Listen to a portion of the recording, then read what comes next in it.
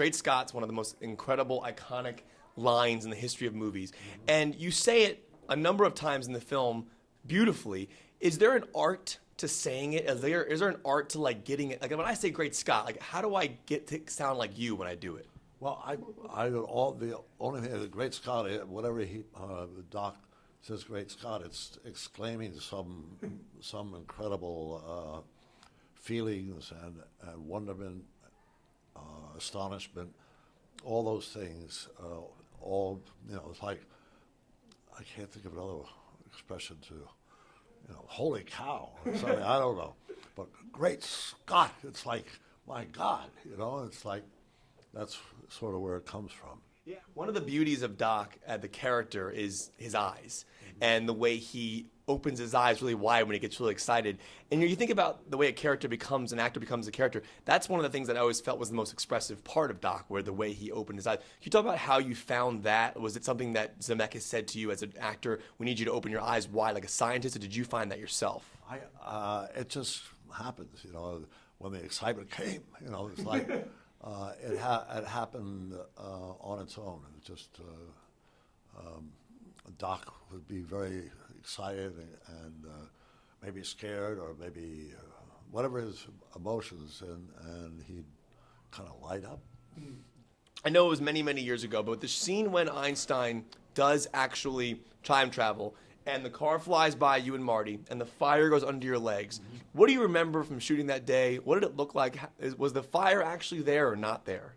I think the fire was there. I don't remember whether they put the fire in later, after somehow in post-production, or maybe the fire was there the whole time. I don't remember. I remember my biggest concern, they had been shooting the first 6 weeks of the film with another actor, and then that actor was replaced with Michael J. Fox, whom they wanted in the first place, but he wasn't available to begin. And I didn't expect that to happen, and I was very concerned that I would be able to repeat the performance I'd been doing for 6 weeks with another actor. It turned out Marty and I, Michael and I, we had chemistry that was just there to burn. We didn't have to work for it. We didn't have to be directed for it. It just existed between us, and so it really went well. You mentioned the Michael J. Fox aspect, and I know Eric Stoltz was originally involved in the project, and you mentioned that. Do you remember when you were filming those moments with Eric Stoltz, did it not feel as good as Michael J. Fox? Not that Eric Stoltz is a bad actor. I think he's a great actor, but did it feel different chemistry-wise? I can't really put my finger on it. I think it just flowed much easier. There was more of a better rapport between us. I had no idea that Eric Stoltz was going to be replaced.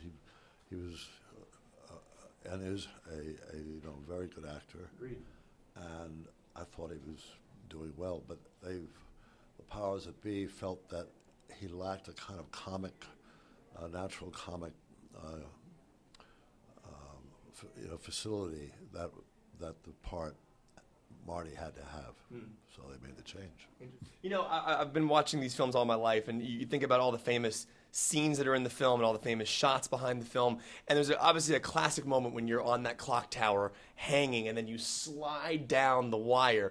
Was that really you sliding, or was that a stunt double? No, that was a veteran stuntman. That wasn't me. But you are actually hanging off the clock tower. Your face is in that shot. Yeah. Do they have like a something below your feet? No, I had a cable attached to me that was secured somewhere up there. But nonetheless, if I had slipped and actually lost my grip, it would have been scary enough just going 2 or 3 feet and having the cable save me. That was a strange. I remember when they took me up on the crane up to the clock. It was a misty night, and attached me to the cable, got me all set up, and then the crane went away, and I was up there all by myself, and I thought, this, showbiz can send you to some strange places. Now, you talk about this character and the history behind it. There's so many different elements to it. But Zemeckis was really on the forefront of special effects. You look at Who Framed Roger Rabbit, you look at the effects he did in Forrest Gump with Tom Hanks shaking JFK's hand. You see something like this, even The Walk. Now, you worked with him in Frame Roger Rabbit. You were involved in that. Do you remember, because Bob Hoskins was a brilliant actor in the way what did you see when the animation was around you? Was it like mops or like tennis balls? What did you look at when you were doing those? Well, we had a comedian, I'm not sure if I can remember his name at the moment, which is terrible, who personified Roger Rabbit. He invented a kind of a costume and voice for Roger Rabbit. So whenever Roger Rabbit was off camera, we'd relate to him, and he really helped us out. Yeah. That's really cool. Now, one of my favorite scenes of all time is Back to the Future Part 3, when they give you the wake-up juice. You take the shot, and you pass out and fall over. Do you remember, did any of that actually go into your mouth? Because we see the shot of it going in, but did you have to swallow any of that stuff? I must have. I must have. But they made up a brew which wasn't nearly as noxious as what it was supposed to be. So I wasn't. I didn't burn out my intestines for that. I think Back to the Future 3 is one of my favorite movies of all time. I love the train element of it. I love your character arc, your love story with Clara. I love that whole element. And I want to ask you about that famous shot at the end when you're on the train, you're hanging off the side of the train. Marty throws you the hoverboard. And I know there was wires done, but when you're shooting that moment, what does it look like for you? I mean, is the hoverboard CGI, or are you really on top of it? How do they do that moment? It seems to me they somehow wired that hoverboard to glide to me, and I was able to get a grip on it. I know there was some fancy editing going on, but I had, those steam engines are such amazing, awesome, really, machines. I mean, they're huge. Tons and tons of iron and steel and all that, and there's all these gears going around, wheels going around, and steam coming out. So you have to be a little bit careful to know where to grip safely, and I was keenly aware of that because the train was moving along. But it was very exciting. It was kind of daring and it was cool. Looking back on these films, you do the Jimmy Kimmel thing this week. It was Back to the Future Day, and we talked about all these things that came true and what didn't come true. As you made that film at the time, were there things that you thought at the time, this will definitely come true? No, I mean, 2015 seemed like centuries away. It was a century away, so to speak. But I never gave it much thought. 2015 was just too far away to even speculate about. Do you know where the real letter is that Marty wrote to Doc in the first movie that you rip out of your pocket and it's ripped up? Do you know where that is? Golly, I don't. It's probably in a safe somewhere. It's going to be auctioned someday, and you might want to be there. Yeah, I don't know. I don't know where that is. Do you own a DeLorean yourself? No. Have you ever thought of buying one? No. Because everyone asks. It would be funny if Christopher Lloyd's driving around L.A. in a DeLorean. Yeah, I don't think so. That'll never happen. Did you keep anything from I know you get this question, but did you keep anything from the set? I have a shirt which I've kept. It's from the Back to the Future 3. It has little trains on it. Yeah. And my fiancée, who I've been with for some 10 years, she does not like to see it. She does not like to see it on me in public. So it hangs in my closet. That's amazing. Yeah. What I love about Part 3, and I'll let you go shortly, is the love story and how Doc gets an arc. And he always had an arc, but this movie was very prominent. You became almost like the lead in this film. And do you just the idea? Were you involved in Bob in saying let's give him more of No, I never expressed any suggestions.